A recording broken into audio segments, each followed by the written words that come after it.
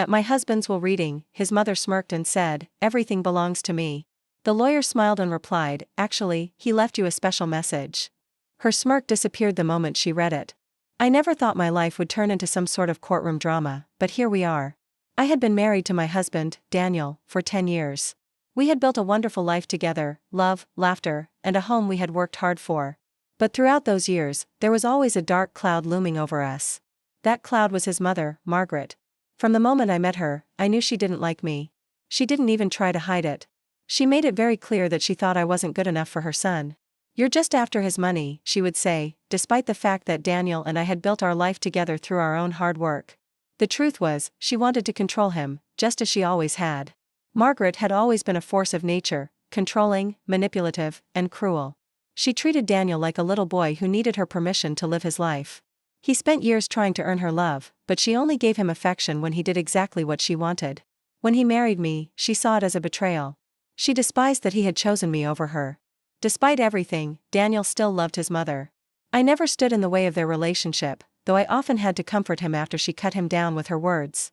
He wanted her approval so badly. He wanted to believe that deep down, she loved him the way a mother should. Then, 6 months ago, Daniel passed away. It wasn't sudden, he had been battling a long illness. We had time to prepare, to talk about everything. One of the things he made sure to handle was his will. He knew his mother would come after me. He knew exactly how she was. Which brings us to today. As I sat in the lawyer's office, my hands clasped tightly together, my grief still raw, Margaret sat across from me in an expensive black dress, acting as if she were the grieving widow. She had barely spoken to me since Daniel's passing, except to sneer at me at his funeral. "It's only a matter of time before you're out on the streets where you belong," she had whispered smugly. She truly believed that.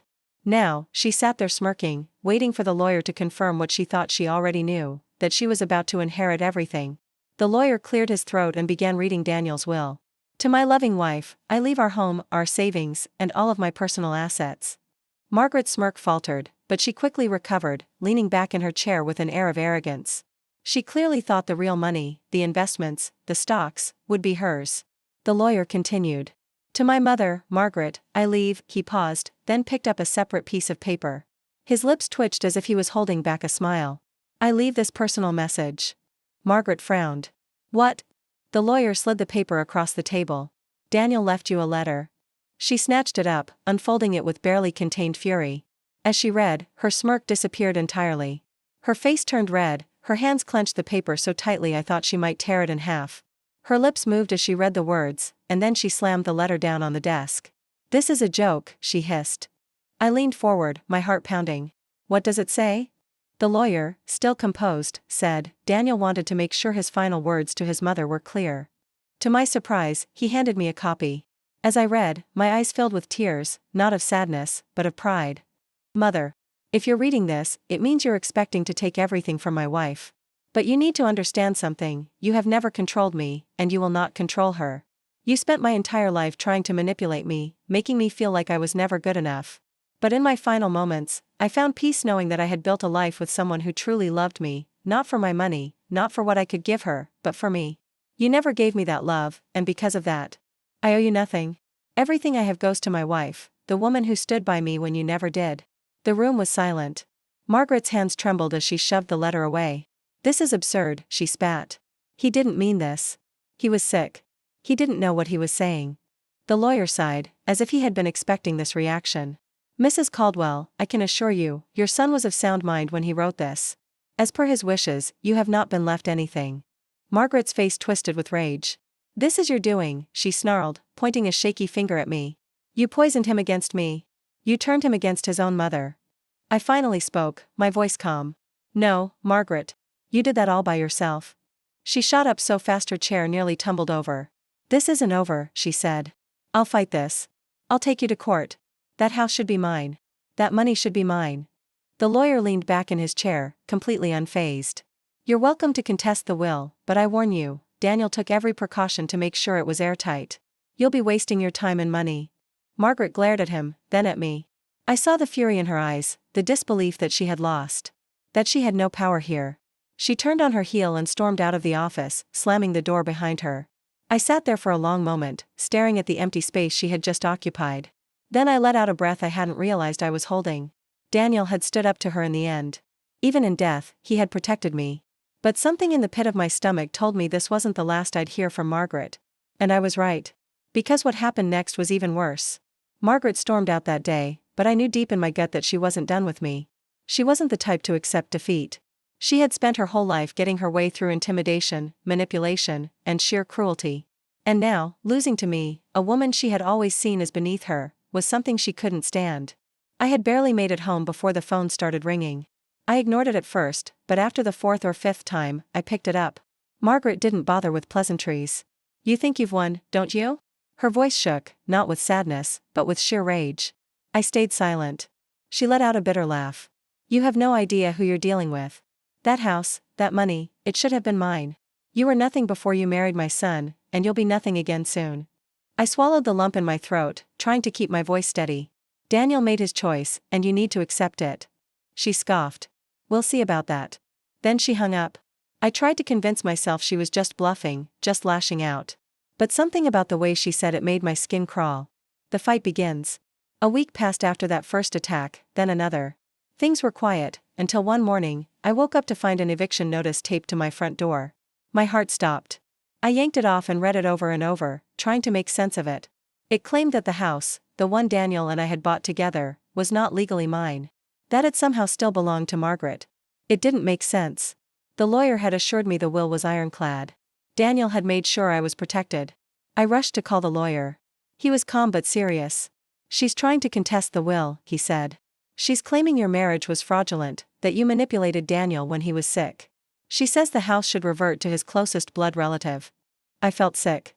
"She can't actually do this, right?" I rushed to call the lawyer. He was calm but serious. "She can try," he sighed. "But she doesn't have a case. She's grasping at straws. That doesn't mean it won't be a fight." And it was.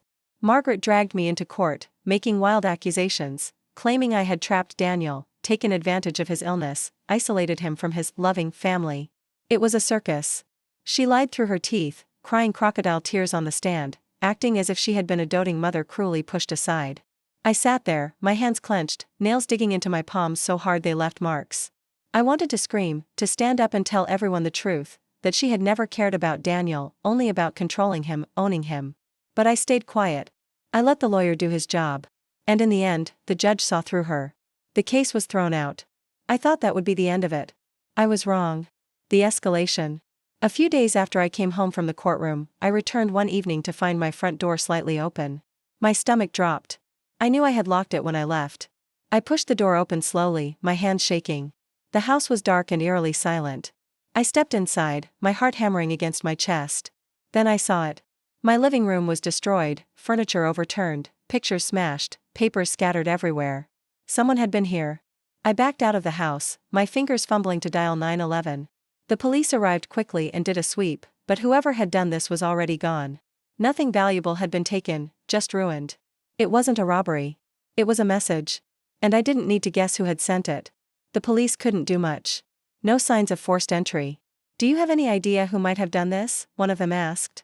I stared at him, my hands still shaking. "Yes. But, of course, I couldn't prove it. And Margaret wasn't done." The next few weeks were a nightmare, strange cars parked outside my house at odd hours, my trash cans overturned in the middle of the night, dead flowers left on my doorstep. The confrontation. Then, one evening, there was a knock at my door. I checked the peephole. It was Margaret. Every instinct told me not to open it. But I was tired of hiding. Tired of being afraid. I opened the door. She smiled, not a friendly smile, but cold, calculating. "Enjoying the house?" she asked, her voice smooth and mocking. I didn't answer. Her smile widened. "I'm not going to stop, you know. You might think you've won, but this isn't over. You took my son from me, and I'm going to take everything from you." Something in me snapped. For weeks, I had been living in fear. But now, looking at her, this bitter, hateful woman who had spent her life trying to control everything, I felt something else. I felt done. I stepped forward, closing the space between us. "Listen to me, Margaret," I said, my voice steady. "You already lost. Daniel saw you for what you were. No matter what you do now, you will never win. This house is mine. My life is mine. And you? You have nothing. You did this to yourself." For the first time, she looked scared. I saw it, just for a moment, a flicker in her eyes. Then she sneered. "We'll see about that." She turned and walked away, disappearing into the night. But I knew this wasn't over. And I was right. Because the next morning, I got a call from my lawyer. And what he told me changed everything. The ultimate betrayal. I barely slept that night. Margaret's words haunted me, replaying over and over in my mind, the way she had stood on my doorstep, her voice dripping with venom, promising that she wasn't done with me. And she was right. The next morning, my phone rang. It was my lawyer. "We have a problem," he said, his voice tight. I gripped the phone. "What now?" He sighed. "Margaret just filed a new lawsuit. She's claiming that Daniel had a secret will, one that leaves everything to her." I nearly dropped the phone. "A secret will? That's ridiculous." "I know," he said. "But she submitted paperwork. And worse," he hesitated. "She's got a witness." A chill ran through me. "Who?" There was a long pause. Then he said a name I never expected. "David." I felt like I had been punched in the gut. David had been Daniel's best friend since childhood. He was the best man at our wedding. He had cried at Daniel's funeral. I had trusted him. And now, he was siding with her. I called him immediately. He picked up, his voice calm, too calm. "Hey," he said, as if nothing was wrong. "Tell me this isn't true," I said, my voice shaking. "Tell me you're not helping her." There was a pause. Then he said, "Look, I don't want to be involved in this. But Margaret, she made some good points. She said Daniel changed his mind before he died, that he didn't want to leave you everything." I felt like I had been kicked in the stomach. "That's a lie, and you know it." "She has a document," he said, almost like he was trying to convince himself. "I saw Daniel sign it." My vision blurred with rage. "You're lying. Or she's paying you to lie." Silence. That silence told me everything. "How much?" I whispered. "How much is she paying you to betray your best friend?" No answer. I hung up. I drove straight to my lawyer's office. He was already sifting through the so-called will. "This is a forgery," he said. "Daniel was meticulous. He wouldn't have written a second will without consulting me first." I clenched my fists. "So how do we prove it?" He pulled out the original will. "The signatures match too perfectly. It's close, but not exact. I'll get it checked by a handwriting expert." Then he frowned, turning to his computer. "But there's something else." He pulled up a file. Before Daniel passed, he made a video. He wanted to make sure his wishes were crystal clear. I caught my breath. "A video?" He nodded. He asked me to hold on to it, just in case. "I think now is the time to use it." He clicked play. And there was Daniel. Looking straight into the camera. His face was thinner, his eyes tired, but his voice was strong. "If you're watching this, then my mother is trying to take what isn't hers." My eyes filled with tears. "Margaret, if you're sitting in a courtroom right now, trying to lie your way into my estate, I need you to know something." He leaned forward, his eyes burning into the camera. "I knew you would do this." Margaret's fake will? Useless. David's lies? Worthless. Because Daniel had outplayed them from beyond the grave. But what he said next changed everything. Daniel took a deep breath. "Margaret, I know about the money." I froze. My lawyer's eyes widened. "Wait, what?" Daniel's voice sharpened. "I know you stole from me. From my father. From the company." My heart pounded. What was he talking about? Then he said something that made my blood run cold. "I know you paid David off years ago." I sucked in a sharp breath. Daniel knew. He knew his mother and his best friend had been working together long before he died. Then he pulled out papers, documents, proof. "I found the accounts," he said. "The secret transfers. The missing funds. You thought I wouldn't notice. But I did." I couldn't breathe. Daniel knew his mother had been stealing from him. He knew she had been hiding money, using shady accounts, covering her tracks. And he had been gathering evidence. Then he smiled. A cold, knowing smile. "That's why I set a trap. The ultimate revenge." Then the video ended. Silence filled the room. My lawyer let out a low whistle.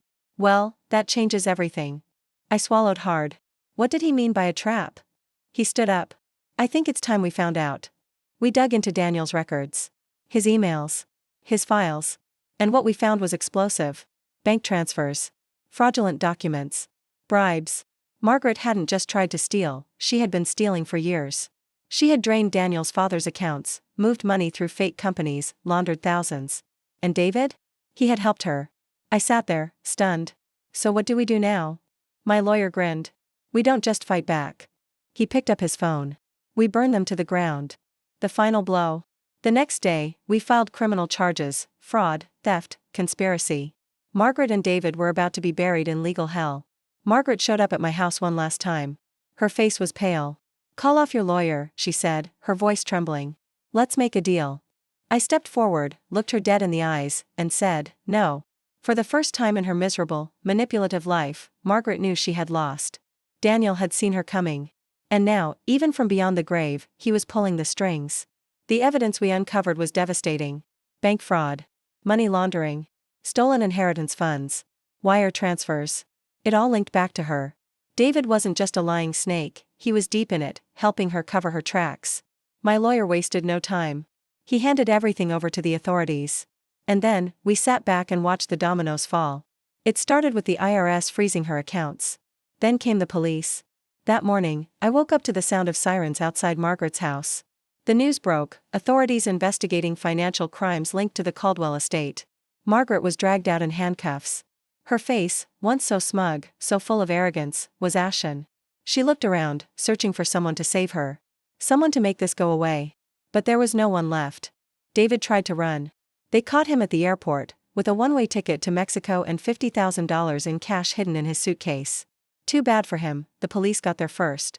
Courtroom justice. Margaret's trial was brutal, the evidence was undeniable.